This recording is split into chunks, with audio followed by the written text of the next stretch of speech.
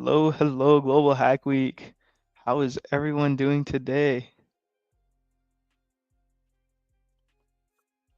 All right, hopefully everyone is doing well.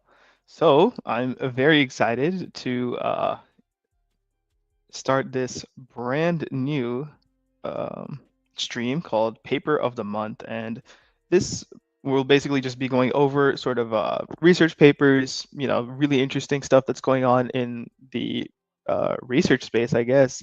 And most of it's probably going to be more focused towards artificial intelligence, just because that is, sort of my expertise. That's what I've been doing some research on, and it's just an interesting place to be right now. It's an interesting time right now. There's a lot going on.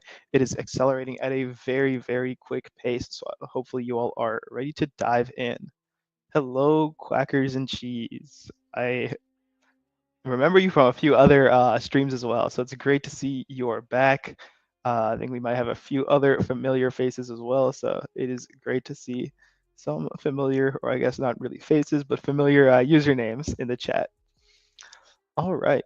So again, if you're just joining us, we're just going to be going over foundational AI papers today, or in general, which sort of really shaped the landscape of artificial intelligence as we know it today.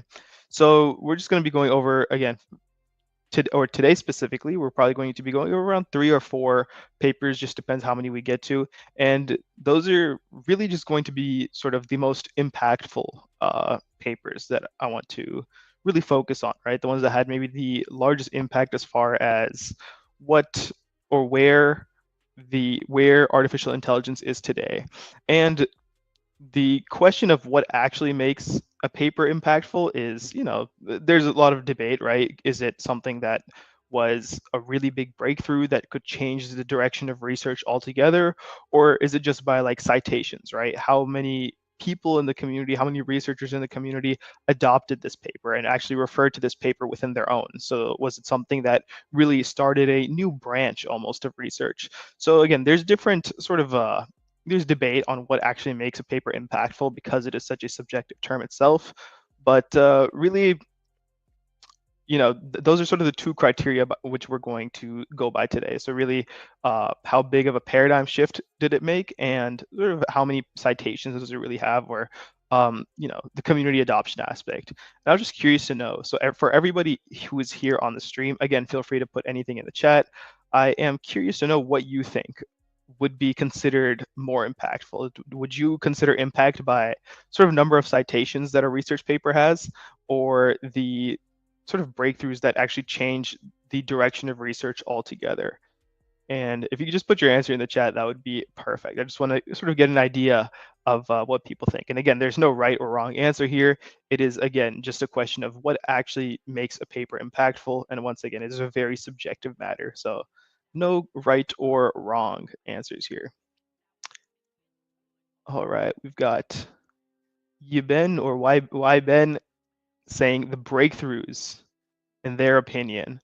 Yeah, that is a good one. Breakthroughs do, again, completely change the direction of research a lot of the times. And we'll be going over some papers that did do that.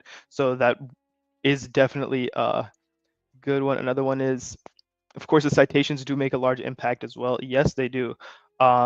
Citations are, for anybody who doesn't know, citations in a research paper specifically are the number of times other research papers refer to that paper. So if you have a high number of citations, that means your paper generally has very high visibility, and the two are sort of correlated. They're not exactly, they're not completely correlated, right? But they are very closely related as far as the more impactful papers that might have spawned a completely new branch of research altogether are generally going to have a higher number of citations. But again, everyone's experiences may vary. Okay, anybody else? Let's see, we've got another question. Are research papers submitted or used when participating in hackathons, or are they a result of hackathon events? So research papers are generally actually not really related to hackathons at all. Research papers are sort of what you have, like people working on their PhDs or people after their PhDs who are trying to do more research into a subject, right? So sort of we can start at the very beginning. You're sort of doing your undergrad, right? You finished your 4 years of undergrad, you have a degree, that's great. You can also do a master's after that. That'll just give you a much better or deeper understanding of the subject matter in which you are learning. Let's say you're, for example, taking a computer science degree. After that, you wanted to do a master's in artificial intelligence, like I'm doing right now.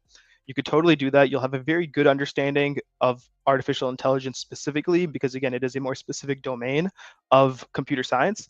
And then if you decide to, okay, I've done my 2 years of master's, I want to learn more, or I want to, maybe push the frontier of this a little bit more, then you can actually pursue a PhD. And what a PhD enables you to do is it allows for you to do research in one very, very niche, very, very specific subject. And actually, we can make this a little bit more interactive if I share my screen and show you all um, a very quick example. And we can like walk through this example together. Let's find out what we can see off of this. Share my screen. That's a really good question, by the way. Share screen. Uh, okay.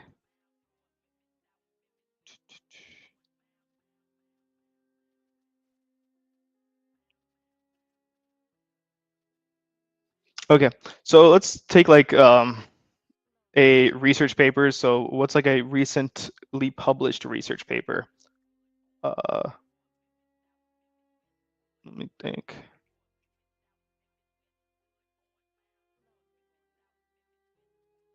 Or we can just go to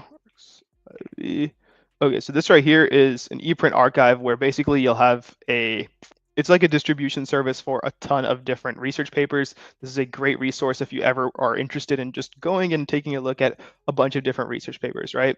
So, oh, they're also hiring a DevOps engineer. So this might be a great chance for one of you all to get that job. All right. So let's take an example in computer science, right? And artificial intelligence, right? Again, that's sort of something that's very popular right now. So I can click on artificial intelligence specifically, and let's just take or let's take one that's a little bit easier to understand. Um, Maybe this one right here, right? So this is LLM-based prompt ensemble for reliable medical entity recognition from EHRs. I'm not sure what an EHR is, but let's open this one up. So basically what you do for research is it's going to be usually a very, very deep dive into one very specific subject. So you can see this is a very sort of niche subject, right? Maybe not a lot of people will be doing anything in this specifically. And you have people from sort of all over. You have some people from University of Wisconsin, Marquette University, some medical college of Wisconsin, another person from Marquette University. And this is just a really quick overview of like, okay, this is what EHRs are. They're electronic health records. They are digital records of patient information, and they are basically trying to have some prompt ensemble that is based off of LLMs to reliably recognize some entities from there, right? And then they basically give an introduction of what they are trying to do. Then they have a section for related work, which is anything that other people might have worked on that has something to do with this, and so on and so forth, right? So this is sort of what they did to actually find this thing out. So again, these are usually not related to hackathons directly in that they are generally made by like some researchers who are working at a university under some sort of research lab, and they're working on one very, very specific, one very, very narrow sort of field where they're trying to discover, do some sort of exploration over there. So you can see that they're sort of seeing which one of these entities might be best for this specific task that they're trying to get it to do. So that is just one example. Again, there are plenty of examples, but it's usually not necessarily related to hackathons. If you are interested in doing research, I'd recommend reaching out to professors at your university or at a university near you who might be doing something that you are interested in. So once again, great question. So I think the authors too, they are authorities in the field. Yes, so the authors are generally authorities in the field because they spend so much time doing research in that specific subject that they end up learning a lot about that very, very specific, that very, very niche sort of vertical. Great questions. Research journals or conference papers get confused a lot. Um, I'm not sure what you mean by that, by research journals or conference papers getting confused a lot. Um, Research journals are.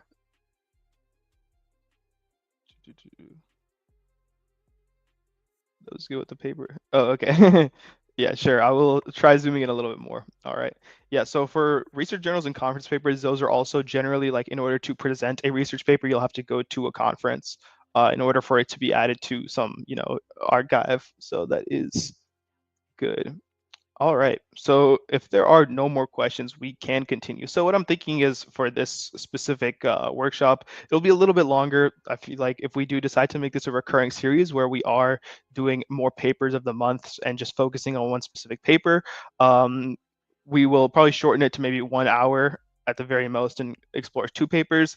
But today, because again, we're starting it off, we're really going to start with sort of an interesting timeline of we'll start with like the Turing test, so Turing's paper, and that's going to be a very interesting one that we'll go into. That was like very, very early computers, and then sort of move through the timeline until we get to transformers of today. Something else that I did want to touch on is how papers sort of relate to open source, right? After all, it is open source week. So the great thing about like these research papers are they're almost building blocks, right? So you can really learn from both the successes and the failures of your peers. So that's a great way of just being able to build on top of somebody else's work instead of you having to do everything from scratch from the very, very beginning. And it's kind of similar with open source sort of code, right? Open source code is basically the almost research paper equivalent in some aspects of just being able to have some underlying information or underlying code that you can work on top of, right? Similar to how papers have underlying information that you can work on top of. And you have these different citations that you are doing or you have within a paper that sort of spurs conversation, right? So you're really joining these global, almost research discussions about this very specific topic, and you're able to connect with other people who are also in that very, very niche thing, who are focused on the very niche category, that really niche thing that you are also focused on. So it's a great way of also connecting with people. Which is also true of open source, right? Maybe you're working on an open source project and other people are also passionate about this very niche open source project, and you're able to connect with all of them. So I can actually give another example of sort of how open source is really cool over here. This isn't really necessarily how it relates to papers in any way. It's just a quick example of, let's see, the discussion that also comes about from doing open source or making contributions to open source. So let's say I am here, right? So this right here is the Hugging Face GitHub, specifically their transformers. So what this GitHub page is just a bunch of state-of-the-art machine learning stuff, right? So again, this is completely open source, available to any of you all if you want to, if you're interested in using this. And really what we're going to do here is maybe walk through one of the PRs. So let's see. So let's say this one, right? This one basically just fixed an issue that maybe somebody else found within this code itself. And then they pushed their changes, they made their changes, and then they were able to get those incorporated as well. So this is maybe not a great example. Let's find something in closed issues. So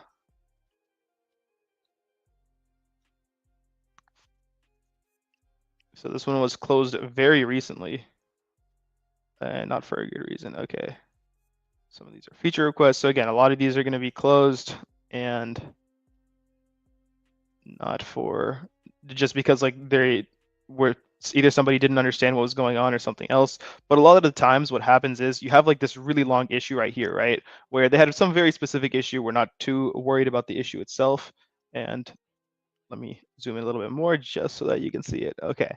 You're not too worried about the issue itself, but again, there's an issue that's going on, and then you can see there's this very long sort of conversation that also happens after that. So some people are like, okay, there's this report, this is what sort of issues I'm having. Other people are like, okay, I also have this issue maybe. Some other people are having a full-blown conversation in here, right? So this is a really great example of that. And then you can see that, okay, somebody actually tried to, fix this issue. So right here, this person right here was like, all right, I see this is an issue. I see that, this would be a great maybe first issue to work on. So what this user decided to do was actually push this PR to solve that specific problem. And then there's a conversation that's going on here as well, and that sort of solves that issue that they had. And then it gets merged in, right? And that person's problem is now solved. So that is very similar to sort of how research also works, and in terms of people have problems, right? And then these researchers are trying to find those problems, and um, these researchers are sort of trying to find the problems that exist out in the world, whether it's with something very specific in AI or they're trying to make something better, right? And they just keep building on top of each other's work. So well, I've been said, sorry, I'm very new to hackathons. Is this sort of like homework? No, absolutely not. This is not homework. Homework, you will never have homework with hackathons. So hackathons specifically, I do recommend you maybe Google them, search about them a little bit more. Hackathons are usually just innovation marathons that happen in a set period of time. So maybe 24 hours, 36 hours, and you're just trying to build something completely new within that time period, right? That time frame. With these sort of research papers, research takes a much longer time than hackathons. And instead of it being product focused like hackathons are, normally trying to ship like a product or some sort of solution at the very end, research papers are really trying to do a very, very deep dive. So you wouldn't be writing any sort of really long research, you wouldn't be writing a paper about what you did at a hackathon necessarily. You just be writing scrappy code trying to ship as quickly as possible. So in some ways, it's um, a little, I wouldn't say the opposite, but hackathons are more like if you're trying to start your own company, you're trying to get things out as quickly as possible. And research is more like you're in a very stable area and you just want to do a very, very deep dive in one specific topic. All right. So let's get started with our very first paper. So the very first paper that we're going to explore is the one is about the Turing test. Does anyone know what the Turing test is by any chance?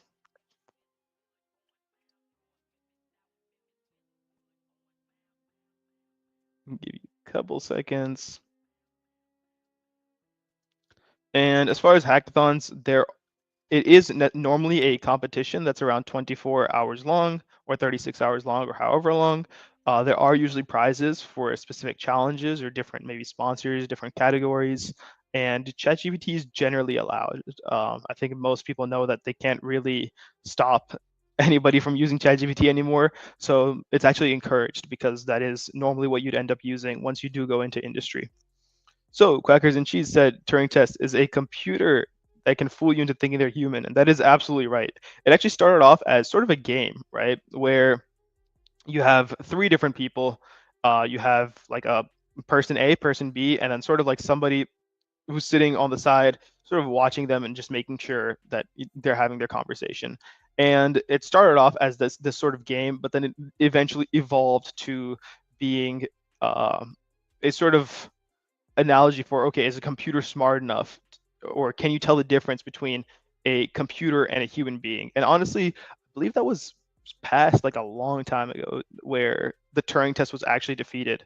But then like they kept on sort of redefining what the Turing test actually was, so that like it is technically a test for machine intelligence, yes, but it just keeps like adapting in its definition. So because again, LLMs are very good at like one specific thing, it's just predictive text. But if you gave it something like just a pure LLM, you just asked what time is it, it would get it completely wrong, right? Or you'd ask where am I? It's not going to necessarily know where you are without some other input from the outside world. So as far as the Turing test is concerned, that is about sort of where it's at. And we can take a look at the Turing test research paper as well. Let's pull that one up.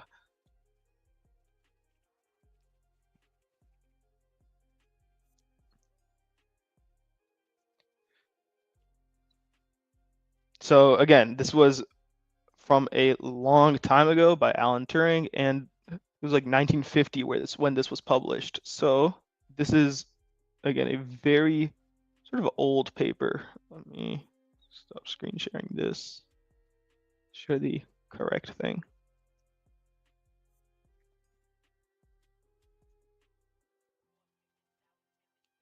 Okay, and then let me know if I need to zoom in a little bit more. Hopefully this looks good.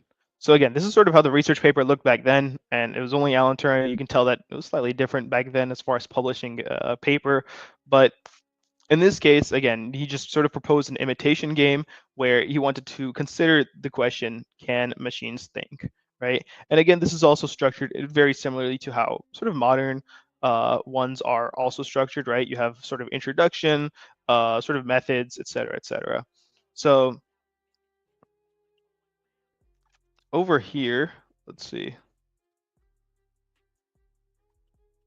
This is actually written in pretty simple language. I do recommend you all check it out. But once again, like the actual definition for what the Turing test is or what machine intelligence is actually considered to be keeps on changing, right? So it's almost like a what's it called when they're pushing out the finish line. I forget what the actual word for that is, but this is sort of what the entire paper is. It's a very long paper, but again, this is sort of what I meant by you're really doing a deep dive as far as um, any sort of research is concerned. And this was really one of the first really important papers as far as modern computing is concerned regarding machine intelligence, right? Because it really proposed, can machines think? And if machines can think, how do we determine whether or not they're better than us? So this was really the very first interesting paper that I wanted to introduce to you all. So why do you all think that behavior-based sort of evaluation in a paper matters? So why should it matter that you're able to evaluate the behavior of some arbitrary, just computer model? What good does that do?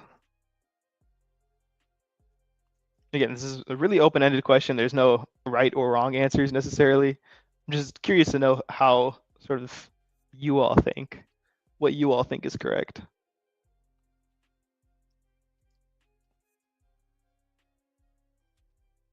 No answers are wrong answers.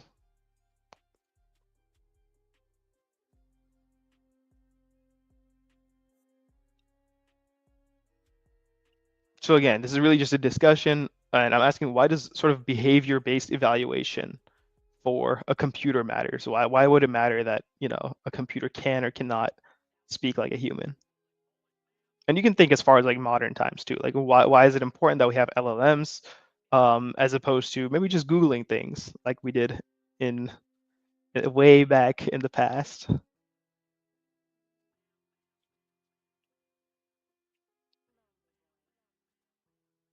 All right. We have accessibility. Accessibility is an interesting one that is also actually very, very true, especially when linking it with sort of other technologies like speech to text and things of that sort. It absolutely does make sort of surfing the internet even just way easier, and accessibility as far as a lot of other things. That is absolutely correct. Ease of use is also a really big thing. Uh, Also from Quackers and Cheese, ease of use is also actually really important, right? It makes sort of searching things a lot easier to use. It is a lot more natural to use as well. So it doesn't feel like you're talking to a robot. It feels like you're asking another person for maybe for advice, maybe for just information. It really just humanizes the entire process. It helps understand how far we've progressed. Yes, it does. To an extent, yeah. I would say that is actually correct. It does help us understand how far we've progressed, but I want to give you another question, right? Let's say 50 to 100 years from now, if we still have LLMs, would it still help us understand how far we've progressed then? Or sort of how would that look? How do you think LLMs would look then? So it's just an interesting sort of thought experiment that you could also do with that. But these are all great answers, absolutely. Um, so that's sort of the very first paper that I wanted to introduce to you all. And let me send all of these into the chat as well so you have access to them. And once again, if you haven't already checked in, I do recommend doing that now. This is a great time. So this is the, again, Alan Turing paper that I just showed earlier. And then the next one that I really wanted to, touch on was, or is, the McCullough-Pitts neuron. So this is also a really interesting one where this was the very first, almost like neuron in a neural network that was thought up. And we can take a look at that too, actually, as far as the paper is concerned. So this was again just like these two people really thought up of like the very first mathematical model of sort of this biological neuron. Now again, biological neurons aren't like this simple. They're a lot more complex than this specific neuron is. But this was really, they were trying to attempt, or what they were trying to do here was really simplify what a neuron does and really portray it in a sort of mathematical form. So in this case, again, there's a bunch of inputs that are going in, and then there's some sort of summation function, transformation, and then it gives you some output.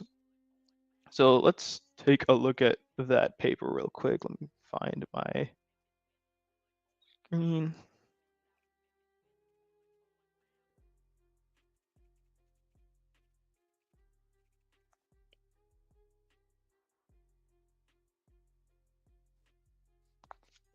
Okay, I believe this one is it. There we go. So again, this is a logical calculus of the ideas immanent in nervous activity. Again, this is like an overcomplicated way of saying that, mathematical representation of a neuron. And this is really interesting because this sort of comes in from a almost biological standpoint, right? Because I'm not sure if they both were, or only one of them was a like a biologist essentially, and then one of them was like a mathematician in some way. So again, this is also an extremely important and interesting paper uh, that really took us to, okay, this is what like a neuron is, and neural networks were sort of built on top of this. So again, this one has a ton of references, obviously, because, or by extension, any paper that references one of the future papers that came in, right, it came into existence because of this neuron sort of, or this any other papers that have neural networks also reference this, right? So again, this is really interesting. This gives you a bunch of nets without circles. There's a lot of math in here as well, but it's also interesting seeing how much more math there is in this compared to sort of the Turing one that we saw earlier. This was really like almost philosophical, right? In a sense, as opposed to this one, which is slightly more math heavy. And we'll just see as we go along, actually, these get more and more math heavy, more and more organized, and more like um, yeah, just sort of are easier to, not easier to understand necessarily, but they're more, yeah, I guess organized. Again, more math over here. They give you like a little theorem regarding what this sort of neuron or this looks like, and they have different OR gates, AND gates, XOR gates, etc., that they sort of modeled, right, using this almost logical calculus that they came up with. So again, extremely, extremely important paper. This is really what set the foundation, or this is really what gave us the knowledge of, okay, this is how a neuron works, and we can then build sort of neural nets on top of this. All right, so again, this is once again a very, long paper. It's a little bit more of a boring read than the previous one, just because again, it's less philosophical and more mathematical. We can see that it did reference a few other papers as well, or other sort of literature. So that's also interesting to note that citations did kind of start here, right, or way back here. So again, this was one of the other very, very important sort of publications, and this was way back in 1990 where this was published. All right. So let me try and get up here. Again, that's sort of the idea of the network itself. We can actually take a look at the neuron itself while we're here. On or network. Let's search one of these up.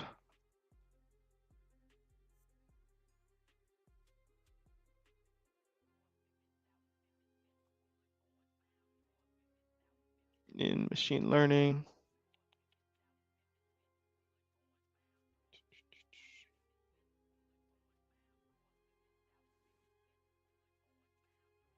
That is not what I'm looking for. It's giving me actual biological photos. Searching up a quick visual for this. Add this back to the stage. Okay, I think this is probably looks like a good one. I feel like this isn't loading. Yeah, in general, this is sort of what it looks like, right? You have a bunch of inputs over here. There's definitely a better representation of this. Okay, right here. So over here, you have a bunch of inputs, right? Can we open this? Oh, great. This gives us exactly what we're looking for. So again, a bunch of different inputs over here with various weights, right? And these are basically put through some sort of summation function, which goes through another sort of threshold function, and that gives you your output. And this is really interesting because, again, it does act as a biological neuron, or yeah, as a biological neuron. And this really just outputs either a 1 or a 0, depending on these different weights. And that's going to be a very sort of key factor, and you'll sort of see that coming up over and over again in these more modern or these newer sort of implementations of neural networks, right? So this is, again, the very foundational neuron that they came up with, that really was or is what all other sort of neural networks are built on top of. Okay, take that back down. So honestly, it's pretty easy, I would say, to code up a single layer neuron. I'm not sure if you all would be interested in doing that. So just, but at a very high level, you're basically just you can use the NumPy perceptron class, and then you can train that on like ands and ors and things of that sort. So it is actually a very interesting experiment to do. I would recommend you do that, but likely on your own time since we are a little bit short. All right. Let's take 5 minutes as a break. We'll take a quick 5-minute break. Let me hit this. Okay. And I will see you all in exactly 5 minutes when we're going to, or where we're going to be going over sort of back propagation and ResNet and some of these newer papers and this newer research that's come out now. All right, I will see you in 5. And once again, if you do have any questions, please do put them in the chat. And once I come back to, or I'll get back to them. All right. See you in 5.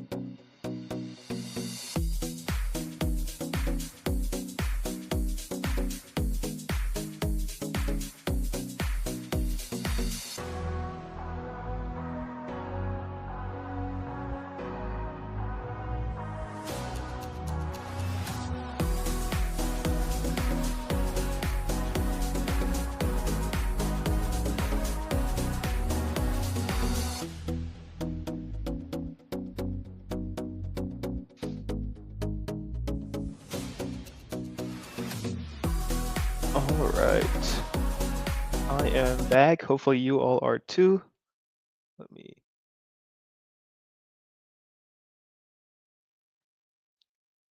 where is this? Okay, there we go. Yes.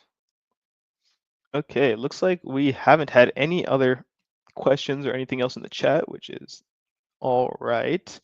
I did want to post the most recent link as well. And again, this is the paper on sort of just neurons themselves. So just a quick recap, right? We went over the very first paper from Alan Turing that he posted or he published way back in 1950, where he sort of proposed his Turing test, right? And then um, we also went over this current one, which is what a logical calculus of the ideas eminent in nervous activity. Very long one, but basically what they found was the first mathematical model of a neuron, right? So they had this weighted sum of inputs and then some sort of threshold activation, and really just demonstrated how these neurons could almost compute logical functions, right? These are really just simple logical functions, nothing too complex. I think it was only worked with and, or, and not, but it didn't work with like XOR, for example. Um, so that was an interesting one, right? Uh, back propagation also sort of came about around this time, I would say, where they figured out how to actually propagate through or these really large networks, and perceptrons as well came out around this time, right? So we can actually look at the perceptron paper first. And let's pull that one up. But in the meantime, are there any questions about what we've already been over?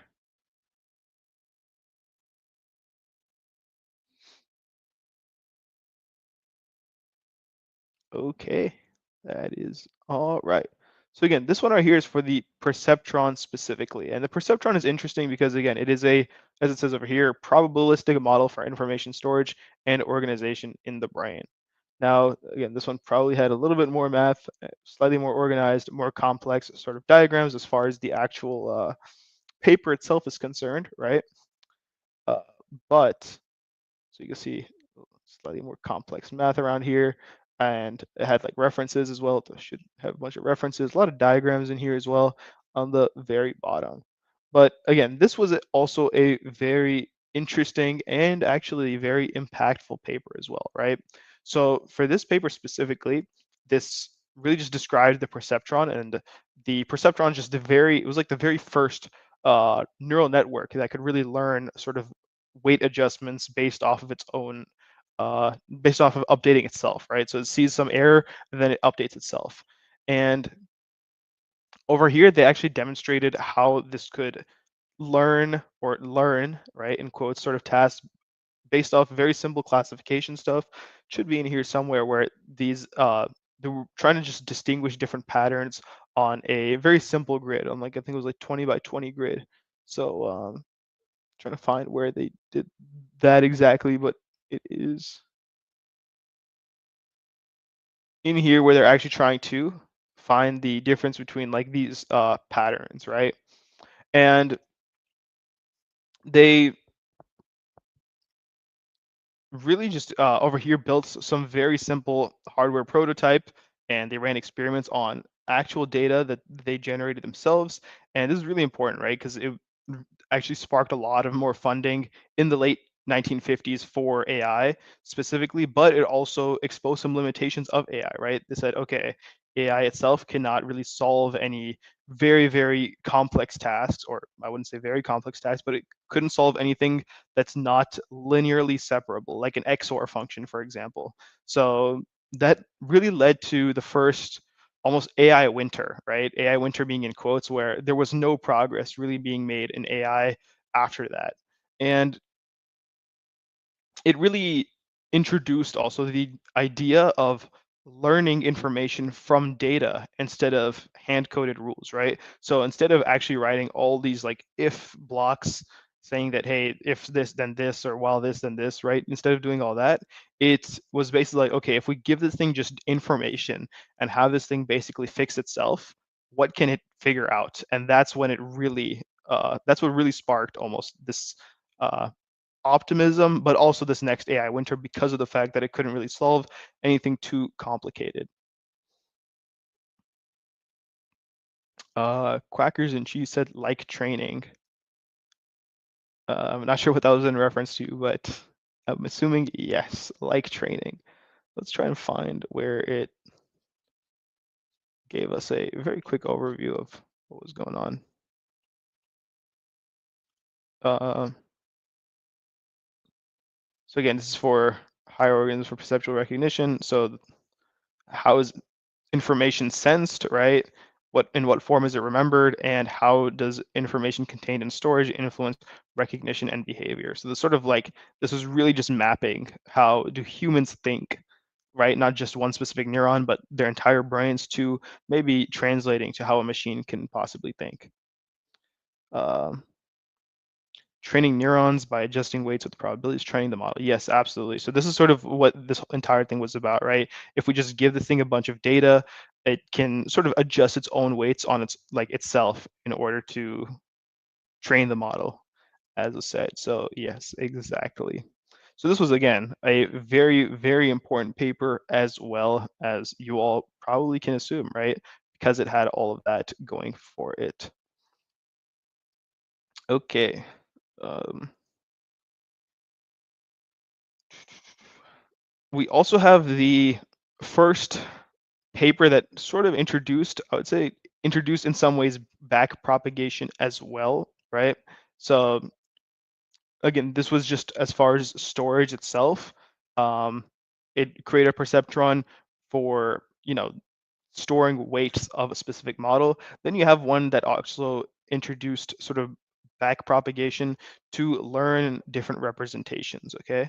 And that is, let's see, let me send this in the chat first, and then I will pull up this next one.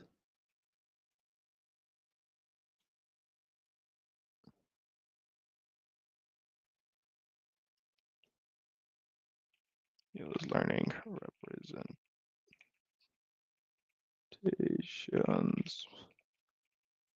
propagating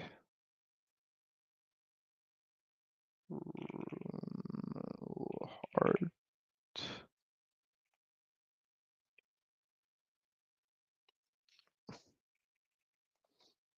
paper. Is this is technically the paper? Yes. Okay. Sure. It is making me pay for this. Wow. Duh, duh, duh.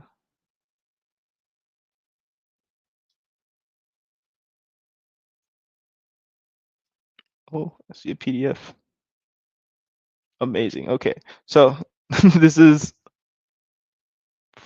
probably, yeah. So this is also that same paper that is essentially learning representations through back propagation, right? And this is also really interesting because what they found here, as just a really quick highlight, is just a general algorithm for back propagation. And this is really to train these multi-layer neural networks instead of just a single layer neural network. And what that does is just propagate the output errors backwards through the model, and then it just uses some, I wouldn't say advanced calculus, it just uses the chain rule in calculus to go through and make some tweaks to the weights to all the information. And this really just demonstrates internal learning, right? So it learns different representations so it can still solve problems. And I'm not sure how many of you all were at that, the other stream that I had that was just learning sort of handwritten digits. It's a very, very popular problem specific to back propagation. But if you're able to, or it was able to learn different digits, so you have like an 8, 9, 10, or 1 through 9, for example, it's able to actually say this is a 1, this is a 2, this is a 3, this is a 4, and so on and so forth. And it was much more effective than just those sort of single layer models because it again had those extra layers that could help it store more information about the representations of those different digits, right? So again, highly impactful paper that allowed for some really interesting tech, right? This is, I think, something completely different. It was sandwiched between two different papers, but this right here is the paper. I think this might be just a summary of the paper, but this just goes through again the different corresponding weights and multi-layer over here. Quackers and Cheese says 3 Blue 1 Brown has a great video about this stuff. That is absolutely true. I cannot recommend that video enough. It's great, especially if you're like very new to neural networks or just AI in general and you want to learn about it. 3 Blue 1 Brown is a YouTuber who has some very good videos. I actually like his videos so much. I had a stream about how to make a video like his videos, so that was also pretty interesting. Um, that's also available on the MLH YouTube if you want to check that out. That's just using some of the very specific Python, um, not package, the very specific Python library that he uses to make your own videos. So I do definitely recommend that. All right, yeah. So once again, this is sort of this brand new thing that came out now called back propagation. It sort of completely changed how papers are being written, or not papers are being written, how it completely changed the idea of what computers are able to do, right? Computers can now almost think. They can do actual recognition of very specific things. And it's a really interesting time here now. So this really, again, just reignited this neural network research after this AI winter. So you can see that the first, or this paper right here, was published in about 1958. After that, there was an AI winter in quotes, where there wasn't a whole lot of research or a whole lot being done in general as far as AI research is concerned. And then this got published, and I forget when exactly this was published. It should be over here somewhere. Not sure if I'm just not able to see the date. 1986. Okay. So from then up until 1986 was just sort of nothing really going on, and this really just reignited neural network research because, again, this is such a powerful representation right here, right? And then sort of the standard for actually training any deep networks became a backpropagation. Everyone's like, okay, if you want to actually train anything, use backpropagation. There really wasn't anything that competed or was even could hold a candle to it at the time. And this just really highlights the gradient-based optimization's power, right? So you have this uh, sort of function, right, that can go through this network and really fix things on its own. And this really just paved the way for deep learning as we know it today. So once again, very impactful paper. Again, this completely ended almost, the AI winter, and it set the foundation for everything that we use nowadays. So as far as impact goes, because we are talking about sort of the most impactful papers, this is definitely up there. But once again, this is also dependent on this, which is dependent on this. So lots of, interesting connections between all of these. Uh, any questions so far? Nothing. Okay, great.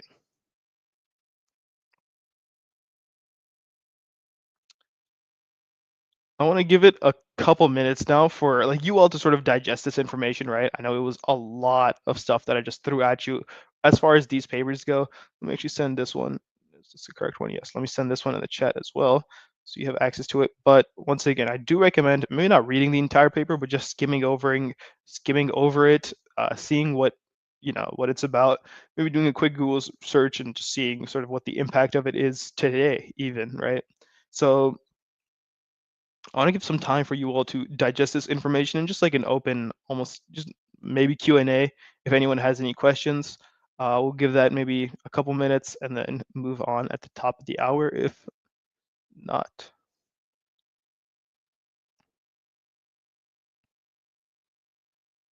All right. So we do have one question from Quackers and Cheese. I love that username, by the way. So this paper is more about how to adjust the probabilities between layers. by this paper, are you talking about the backpropagation one?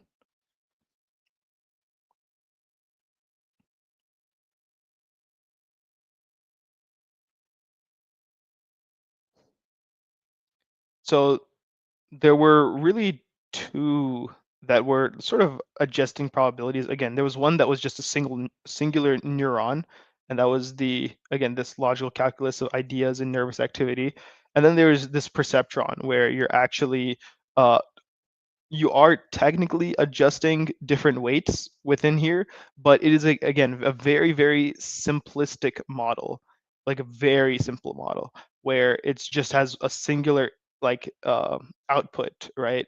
And multiple inputs, but again, it's not able to handle any overly complex tasks. Let's say you have and or not and XOR as an example.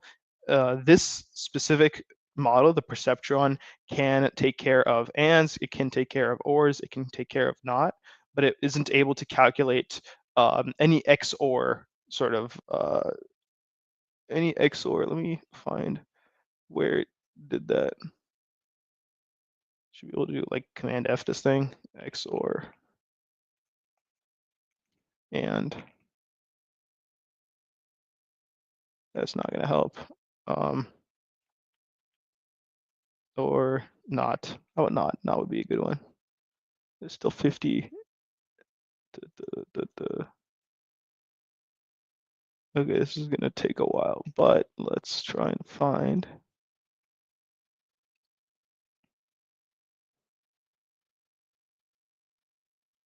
Okay, it's gonna take forever to find it, but essentially the perceptron itself was like the very first algorithmic neural network that's able to learn weight adjustments, right? Via error-driven updates. And again, this is just for very simple level classification though.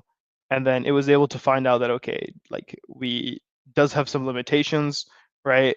But then what this paper did was like, okay, you can actually learn those more complex representations using backpropagation. So it's not, so it isn't necessarily the fact that you cannot um, do any XOR calculations, you just need more sort of networks, or you need more layers to your network in order to make those more complex calculations. And that's what this was able to find.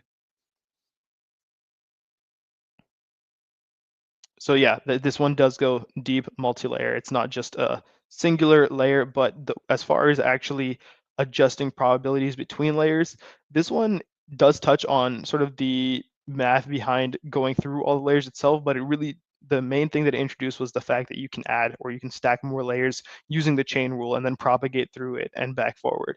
Honestly, there's probably some good visualizers for it. Backprop visualization.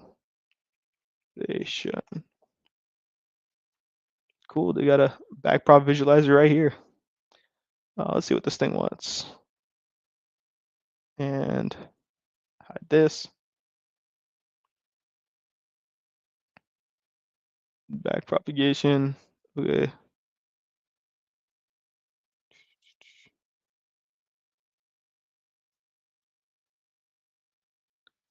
This is just weights and biases. Okay. This maybe is not the best example, but yeah, this basically uses more complex activation functions and things of that sort. But this is a pretty good example of sort of what this back propagation would look like is you just go through this, it will, update certain weights, and then over here, it would make some sort, it would think about some things and back propagate depending on whether it thinks something is correct or not. So that does require, again, some training initially, saying that, okay, this is classification of a bunch of correct options, this is a classification of a bunch of incorrect options, or not necessarily, one or the other. You can have multiple buckets too, where you have this is all the ones, this is all the twos, this is all the threes, and so on and so forth. And then it's able to adjust and really figure out what is, that specific number based off of these inputs. Good questions. So again, this is like a very simple example of a visualization of backpropagation. Again, I do recommend doing a little bit more research on your own time. And the 3 Blue 1 Brown video that was recommended earlier on this is a great resource, especially if you're just diving into this for the very first time. So this is the backpropagation paper. There are around, let's see, a couple more that I want to go over. The next one is really interesting as well. That one sort of introduces residual blocks which are basically skip connections, and those allow gradients to flow very directly through the deep networks, right? So you can then train networks that are significantly larger, and these larger networks are obviously more accurate. So let's take a look at those. I think it's deep residual learning for image recognition paper. Okay, perfect. This is the one. Nice. And this is actually more modern now. So there was like a lot of research that was going on between, the the 1986 when the backprop paper was published to obviously 2015. But we're going to skip over all of that because some of it was interesting, some of it wasn't. But again, we're going for most impactful, and most impactful is always going to be very subjective. So this is just, again, very hand selected papers that I decided to show you all just because I thought they were interesting. I thought they were impactful, but there were a lot of other ones regarding maybe different activation functions, different uh, other sort of formulas or different methods in order to do some sort of deep learning that also work, but we're not going to be going over those because they're not used too widely today. So this is the paper right here for deep residual learning for image recognition. And let me send this to you all as well. And this was actually published by, as you can see, Microsoft, right? Microsoft research over here. And now you'll see that sort of in modern times, all the more impactful papers are generally published by one of these big companies, right? Google's DeepMind, Microsoft Research, etc. And there are obviously, because now we're in, modern times, this is obviously a lot more organized regarding how a paper normally looks with different charts, different graphs, and like a standard way of actually putting everything down here. So this has an actual abstract that you can read and is usually very helpful for understanding what this specific paper is doing.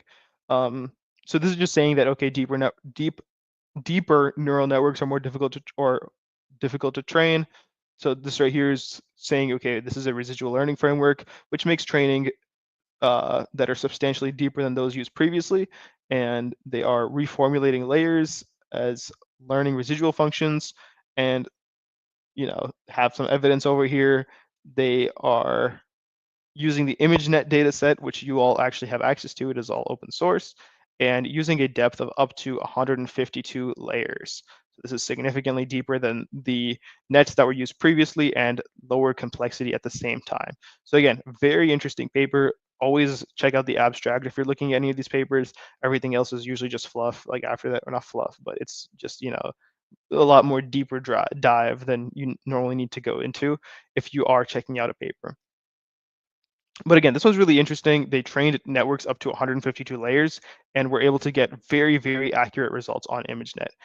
And the way they did this was they were adding shortcut connections, right? So they compared basically plain versus residual architectures on a very large scale image classification. And then they also used a lot of other studies in here to impact just depth or to see the impact of like different depth and different residual designs. So in this, they were able to solve a lot of issues that happened in other deep architectures. Um, Specifically like a vanishing gradient problem and other problems that also arise from solving really deep, deep architectures. And then they had a lot of other things that also were, great about this. This sort of pattern now appears at basically every transformers, right? And a lot of other models as well. So this just shows the actual implementation. They resized it. This is all the different networks over here, and then the actual experiments that they ran.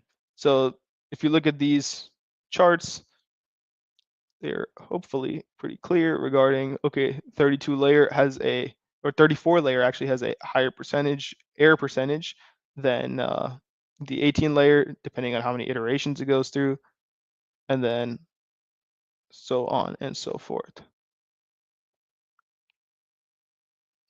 So again, this one is really just interesting because it introduced residual blocks, right? And these residual blocks are very useful in actually training really, really large deep networks. Okay, I am not seeing any questions. But again, very interesting paper. I believe I already sent this one. So that is good. The very last one that we're going to be going over is a very popular one by Google called Attention is All You Need. And I would say this is one of probably the most impactful papers of um, modern sort of AI, right? So again, you can see these are all mostly Google Brain, Google Research people, then some people from the university. This one's called Attention's All You Need. This was a really interesting too, right? So over here, they actually proposed the transformer. This was in 2017.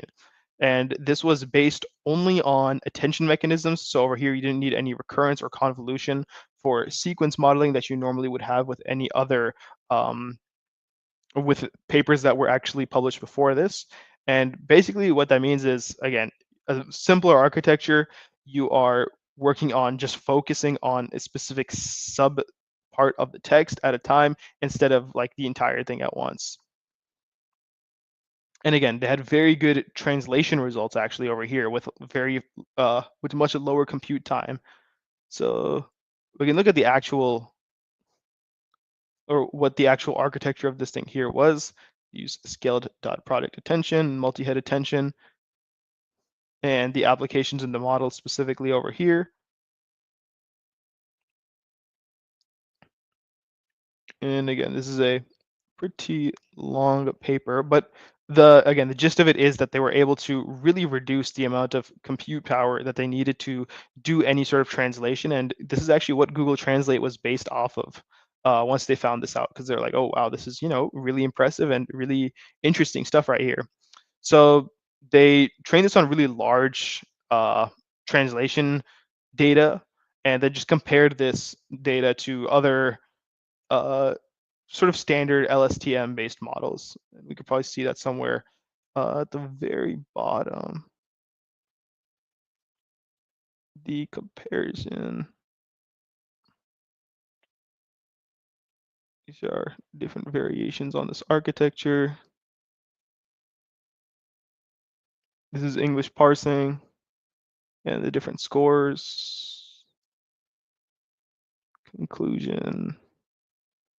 Trying to find it.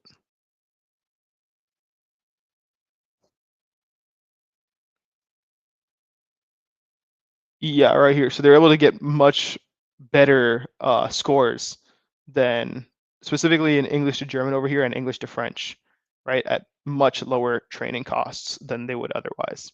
So again, very interesting stuff. This actually completely revolutionized like NLP, right? So any sort of LLM that you see is usually just based off of something like this. And then this basically beat all the other uh, everything else that was available at the time. And this is really what now runs almost all big models. So ChatGPT, BERT, all those, Gemini, all of these were built off of this. And this also allows for really good parallelization on GPUs or TPUs. So now instead of having to run everything on just one single GPU, you can run things, you can break like these models down and try training them on like, multiple GPUs instead of just one of them. And of course, this also now extends to not just language, but also to vision, to speech. You might have seen these multimodal models where you can have like something generate an image and a whole lot more. So again, very impactful paper right here. Let me send this as well. That really changed, you know, change NLP or change, what is it, HLT as we know it. All right. I believe those are like the major papers that I did want to go over. So that basically takes us to, modern day, where we are here now in 2025 and still relying on this paper right here for the underlying models underneath a lot of the LLMs that we currently use. Again, a lot of, or the reason why most of the stuff that we have now wasn't available back then is honestly just because of either data or because of hardware constraints. Now, because those we have, or we're able to collect a lot of data, and we've sort of gotten rid of a lot of the hardware constraints because we have such powerful GPUs. We are now able to, train models like Google's Gemini and Chat GPT's GPT, all their GPT models, and so on. So it is a great time to be, doing really deep dives into this. Um, Honestly, learning about AI now, because it is moving so fast, is basically just reading research papers, right? That's really what you need to do. So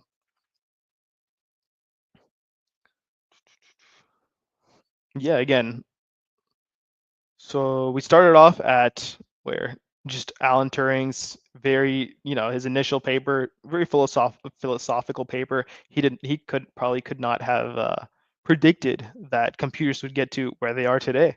But we are here now, and the Turing test is ever evolving.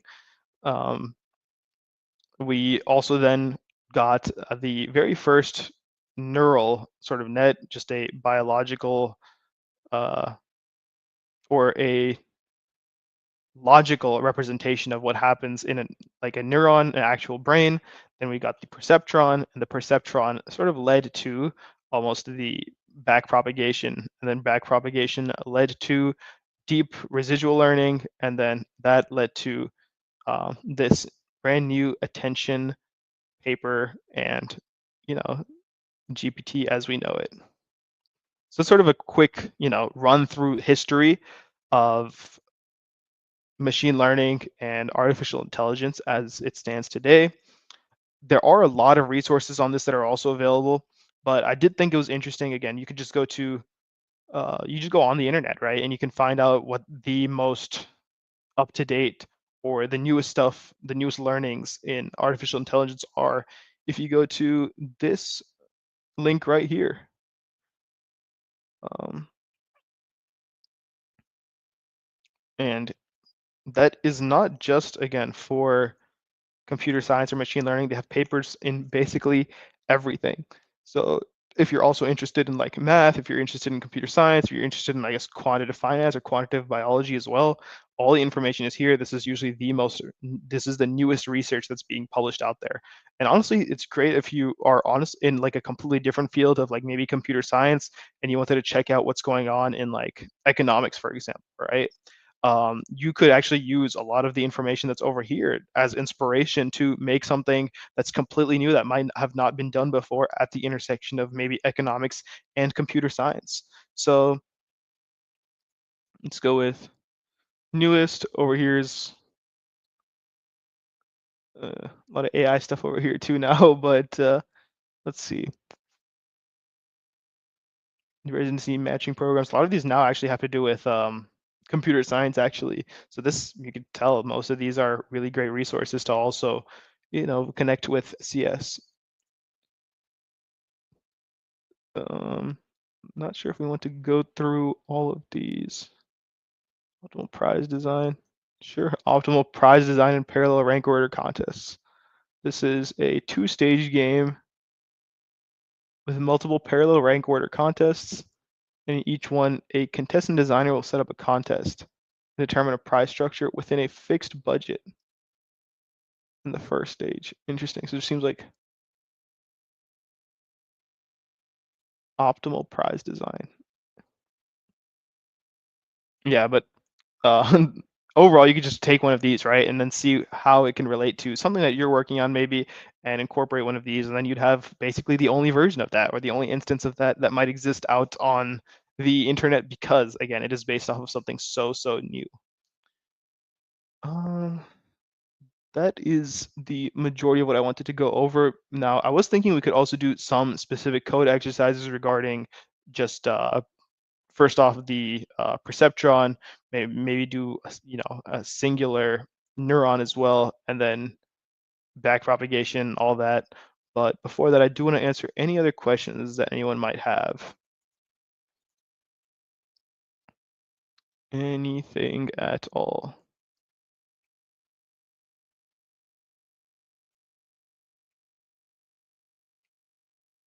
We could throw on some music while we're waiting.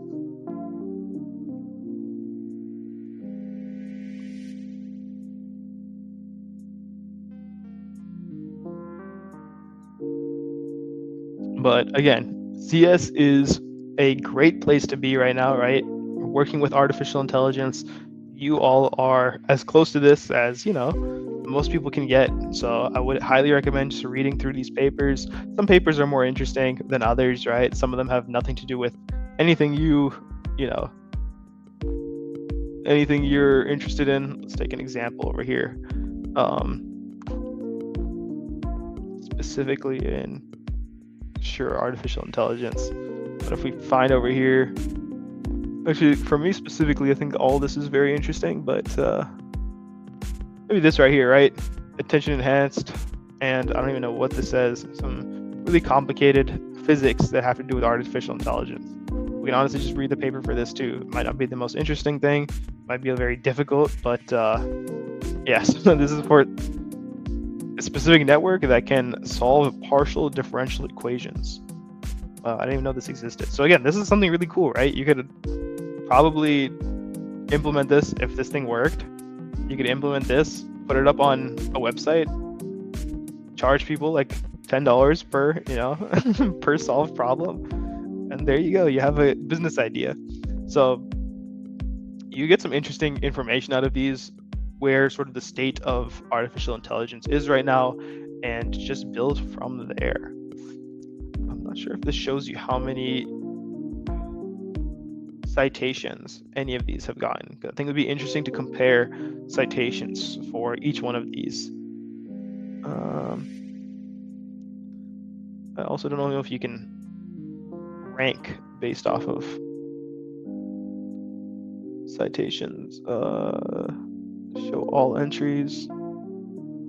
This is everything that was submitted today. Wow. So again, a lot of brand new papers that were just published, and all of them seem very interesting. Again, some of them may work, some of them may not, but oh look, that's me. Not mine though. I'm just saying that's my name on there. But some of these may work, some of them may not. But the point of this is, again, to build, to learn from others, and just to put what you've been working on out there so that other people can also benefit from it, right? Everyone benefits from sort of this research, and that is why research is so closely tied to open source as well.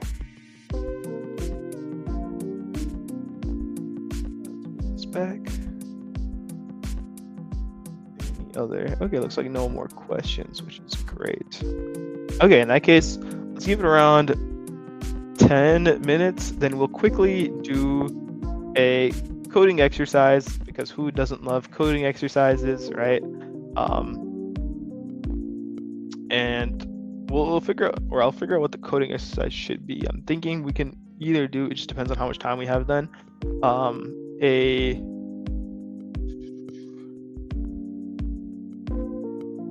let's see, specific mathematical neuron, or we could walk through a perceptron, or we can do a really quick backpropagation implementation. I'm thinking backprop implementation might be cool.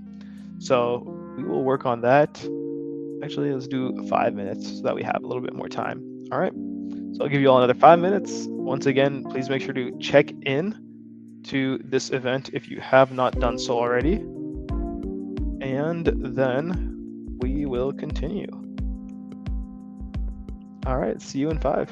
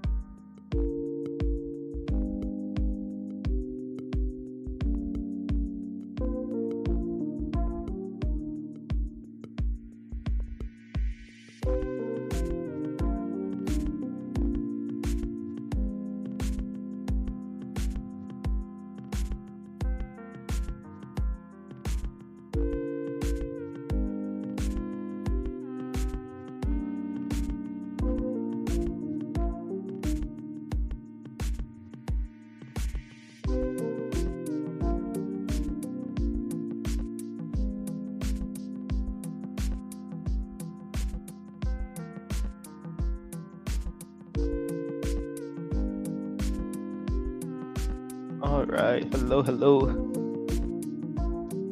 Looks like nothing else in the chat while I was gone, which is great. Okay, so if there isn't anything else, what we'll do now is actually implement back propagation into our into just code, right? So we'll do a very simple backprop algorithm. We can look at the back propagation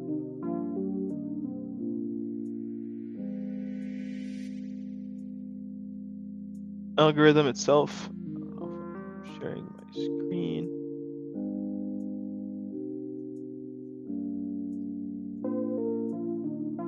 There we go. So this is the back propagation algorithm itself, right? Fairly straightforward. You don't need to, I don't think, understand calculus to know what's going on here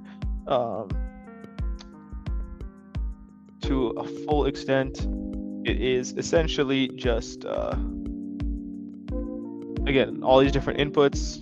You have these different layers, and you go to these layers. There's like a bit of back and forth, and then you get some sort of output. I want to find a good back propagation visualizer. Step by step, I think might be the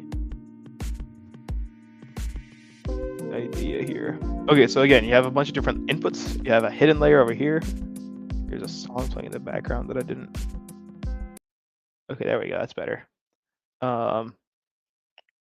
Hidden layer, and then you have your output layer. So again, like it says over here, it's all about finding the weights over here that minimize errors. So you start off with really just randomly generated weights over here, and then you actually implement this back propagation to update these weights on, some to map different inputs to outputs. So let's see, these are the weights that they're using over here, and you can see that the data set.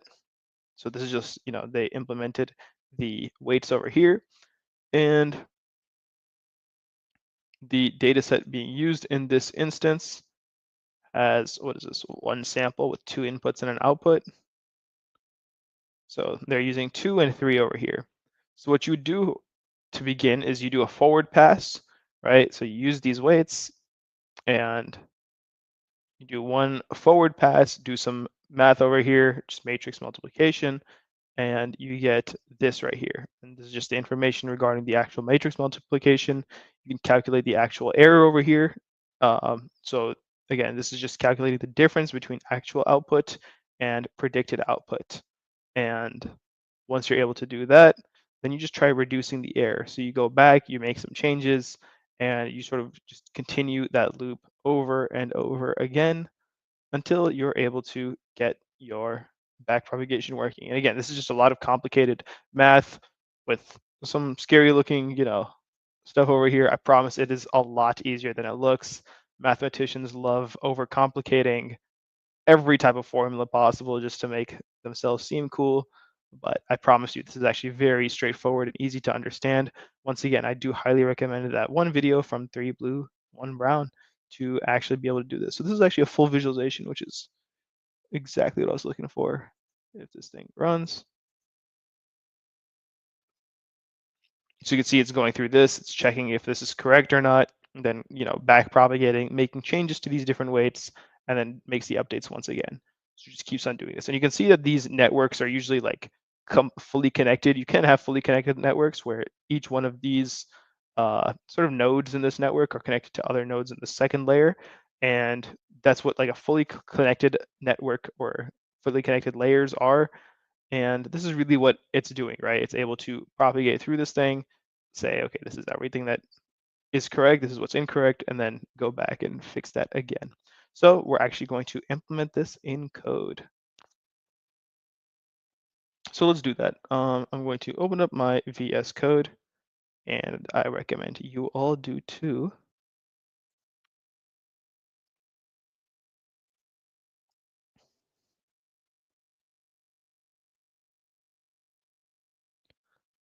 Open a new folder, my desktop, let's see, Global Hack Week. And here we're going to a file called main.py, and let me actually share that. I realize I'm not sharing it.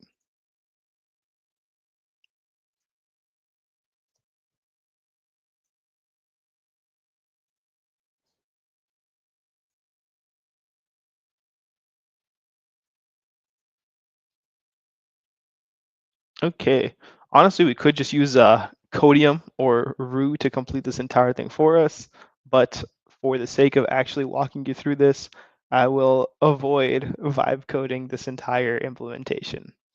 All right, so let's actually set up a virtual environment. What was it, like Python -m VNV, I think that's how you set up Python 3, a virtual environment. And then once that's set, we can actually go into there, source. Wait, no, it's activate.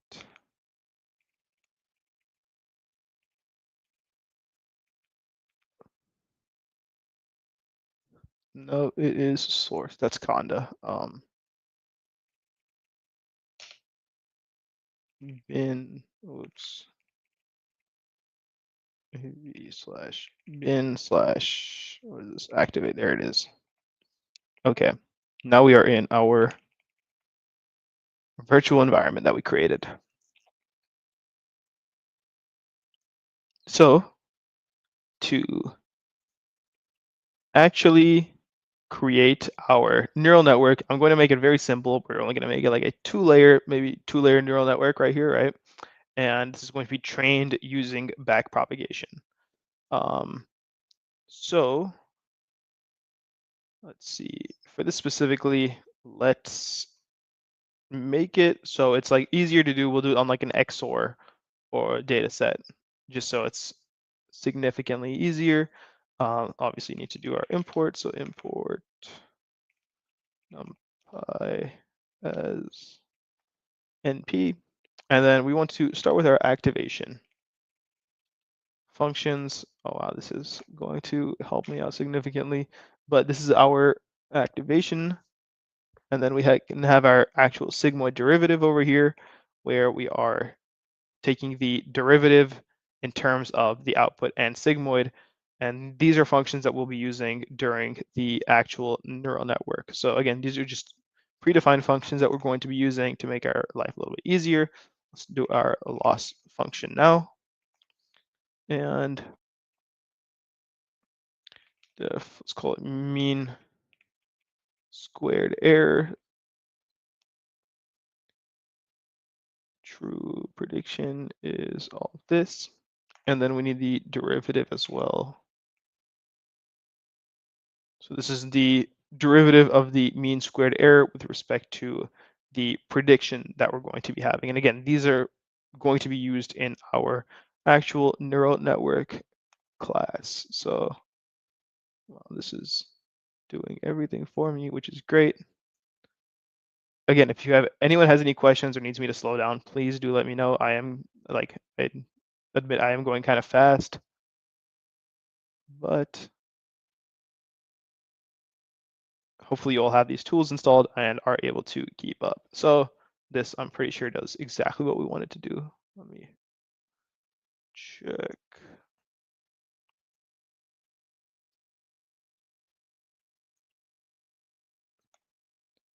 So we have our two-layer neural network.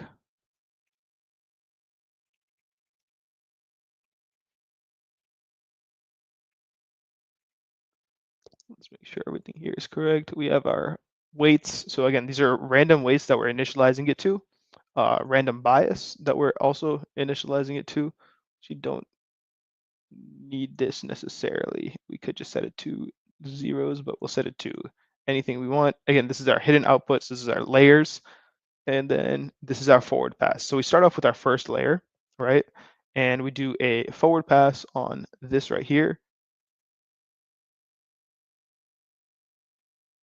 with our inputs, and then we take the sigmoid function. So again, that's the activation function of our output. And it might actually be easier to see what's going on inside of one of these networks. Let's complete this first though, and then I think it's easier to walk through this full thing. So this is backwards pass with our hidden biases. Then we need to actually update them. Done propagation.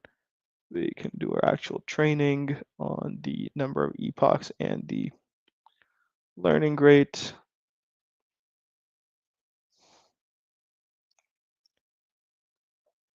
Let's see for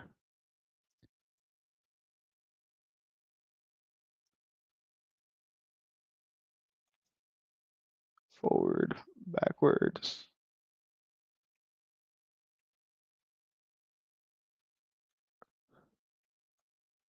Prediction.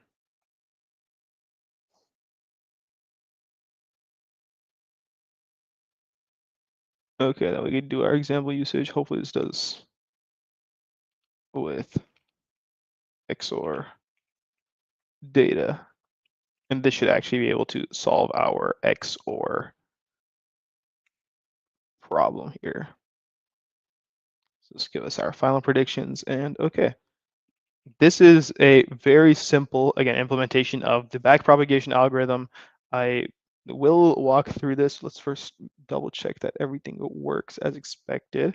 Pip install numpy, just to make sure we have that. And okay, no comments right now. Hopefully everyone is keeping up. Again, if you do have any questions, please do let me know. I will stop or slow down to help out, and then we could just do Python 3 and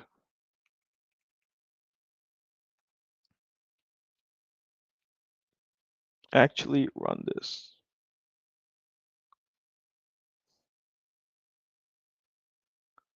Okay, so let's give us our epochs and our predictions. Okay, this looks good so far.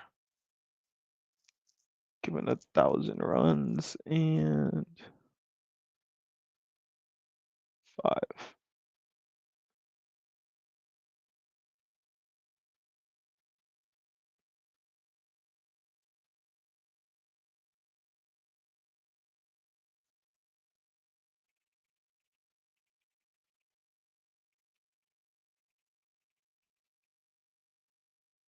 Oh, I'm not even typing. Let me put on some background music so it's not completely silent. Ooh. Okay, that's pretty good.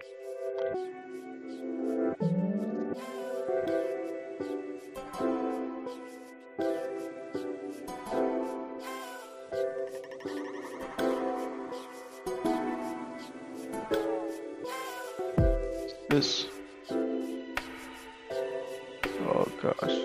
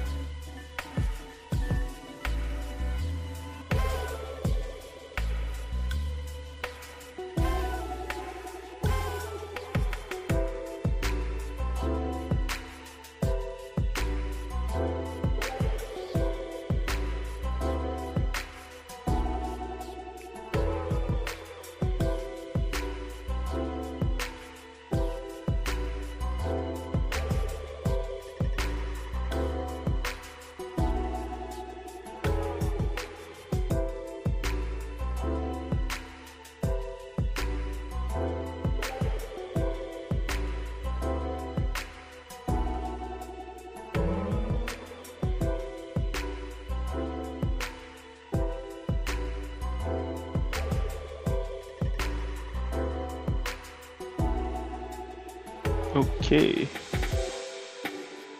Interesting.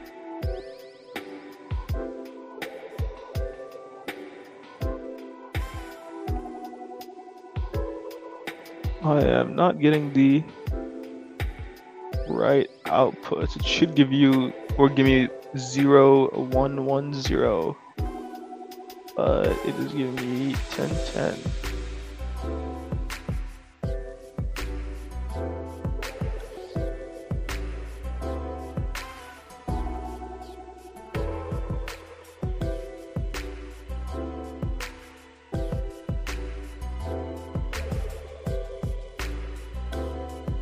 Music down a bit so that I can hear myself think.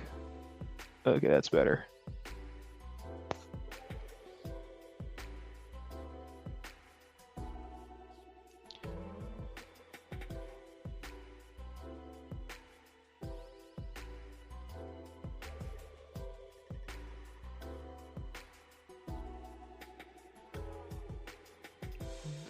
The XOR data 011011 with the 0110.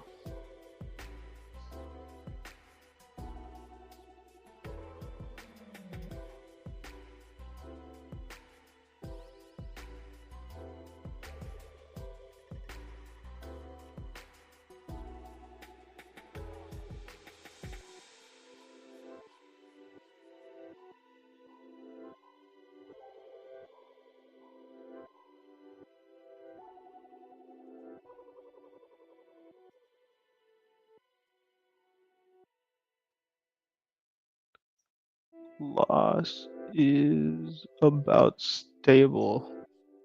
Might be the issue. Okay. Let's ignore this ever happened and focus on the backprop itself. Well, this was sort of at a very high level how the backprop is supposed to work, right? So again, we can see that it is actually going through the algorithm. We have our sigmoid functions over here and the derivatives over here. And what we're doing right now is we go do forward passes over here and backward pass. So again, we're only doing it to 2 layers and then updating the weights and biases that we saw in the sort of visual earlier so that, it actually gets updated. And then this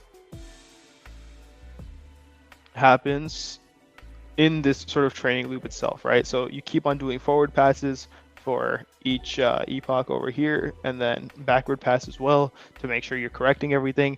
And then we're just printing out the actual loss for every 100 epochs. So again, nothing too crazy going on there. And this is the output prediction. It did get botched. I'll have to take a look at why, probably because I used AI. But again, this is sort of how it would work in real world implementation. So that was about it. Just to recap once again, right? So we started off with, this whole thing is sort of about the different research papers and different papers that have been released recently, or I guess not too recently, and had a major impact on the way that artificial intelligence is today, right? That was sort of the purpose of this. And we were able to go through that by starting off with Alan Turing's paper and then moving our way or moving forward throughout history up until 2015, where we have the attention paper. There's a lot of other papers out there, once again, like I did mention, and I do highly recommend you all check those out. Again, if you do have any questions, I'm available here. Right now would be a great time, or you can always send me a Discord message. You can just hit me up with any other questions or comments you might have. That is about it for the stream. Again, it was pretty straightforward, just about different AI papers, which I found interesting, that I thought would made an impact in today's world. Hopefully we'll be doing more of these, and we'll just be focusing on one specific paper and doing a real deep dive into that one paper, what sort of was found, and what sort of different research and different methodologies that they used. I didn't do that for this specific one because number one, time. Number two, I wanted to go over very, some more breadth than depth for the very first one. And yeah, that is, I would say, about it. Before you all go, though, I do want to say there is this survey that we ask you all to complete. I believe it's called GHW feedback.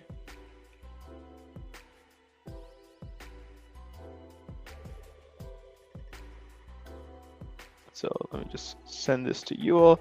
And again, this is just to help us know how to make Global Hack Week better. So if you could fill that out, I would very much appreciate it.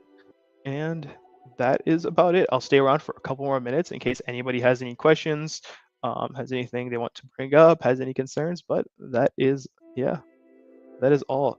Quackers and Cheese, thank you for joining. Thank you everybody else for joining. Thank you for being active in the chat. I appreciate that. More than you know, it helps me, feel like I'm not talking to a screen and feels like there's people on the other side. So I do very much appreciate that. And hopefully I'll see you all at future Global Hack Week events. All right.